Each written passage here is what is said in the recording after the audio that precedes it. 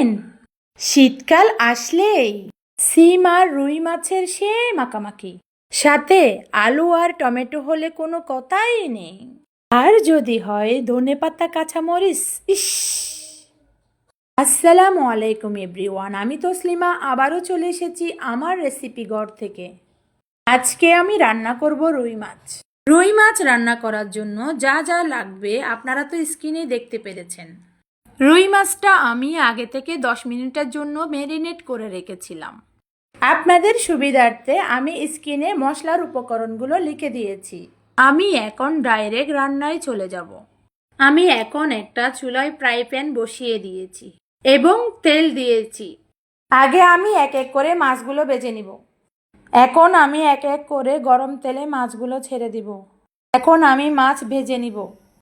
মাছগুলো ভাজা হয়ে গেছে। এখন আমি এক এক করে একটা প্লেটে তুলে নিব। আমি একে ফ্রাই প্যানে পেঁয়াজগুলো দিয়ে দিলাম। পেঁয়াজগুলো বাদামি কালার হওয়া অবধি আমি ভেজে নিব। পেঁয়াজগুলো ভাজা হয়ে গেছে। এখন আমি আদা রসুন দিয়ে দিব। আদা রসুনগুলো আমি কষিয়ে নিব যেন গন্ধ না থাকে। আদা রসুন কষানো হয়ে গেছে। এখন এক এক করে আমি বাকি মশলাগুলো দিয়ে দিব।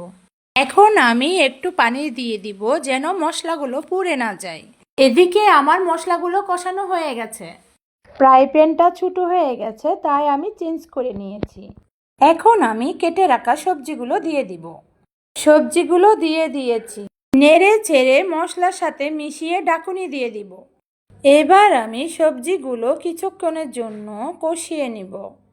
কষানো হয়ে গেছে। এবার আমি ঝোলের জন্য পরিমাণ মতো পানি দিয়ে দিব। পানি দেওয়া হয়ে গেছে। এবার আমি সবজিগুলো পানির সাথে নেড়েচেড়ে মিশিয়ে নিব। মিশিয়ে নেওয়া হয়ে গেছে। এখন আমি একটা বলক আসা অবধি ঢাকুনি দিয়ে দিব। বলক এসে গেছে। এখন আমি আগে থেকে ভেজে রাখা মাছগুলো এক এক করে দিয়ে দিব। ভেজে রাখা মাছগুলো দিয়ে দিয়েছি। এবার সবজির সাথে নেড়েচেড়ে মাছগুলো মিশিয়ে নিব। এবার কেটে রাখা টমেটো আর কাঁচামরিচগুলো দিয়ে দিব। টমেটো কাঁচামরিচ দিয়ে দিয়েছি। এখন রান্না সম্পূর্ণ হওয়া অবধি ডেকে রান্না করে নেব। তারপর ফিরে আসছি রান্নার পরে। আলহামদুলিল্লাহ, আপনারা তো দেখতেই পাচ্ছেন আমার খাবারটা কত সুন্দর হয়েছে, কত কালারফুল হয়েছে, কতটা লোভনীয় হয়েছে। আজ এই পর্যন্ত। আমি তসলিমা নেক্সট কোনো ভিডিও নিয়ে আসবো আমার রেসিপি ঘর থেকে। আল্লাহ হাফেজ।